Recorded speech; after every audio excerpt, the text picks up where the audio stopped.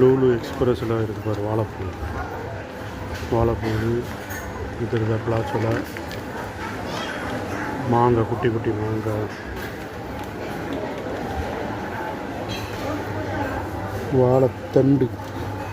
இது ஒன்று 100 ரூபா ஒரு அடி ஸ்கேல் அளவுக்கு இருக்குது ஒன்று 100 ரூபா இது செம்மையாக இருக்குல்ல இங்கே பாரு அபுதாபி லூலில் இது வந்து வாழைத்தண்டு இது நார்த்தங்காய் செம்மையாக இருக்குல்ல நம்ம பப்பாளி காயெல்லாம் கீழே போடுவோமா இந்த சின்ன சின்ன காயெல்லாம் இங்கே விலை போகும்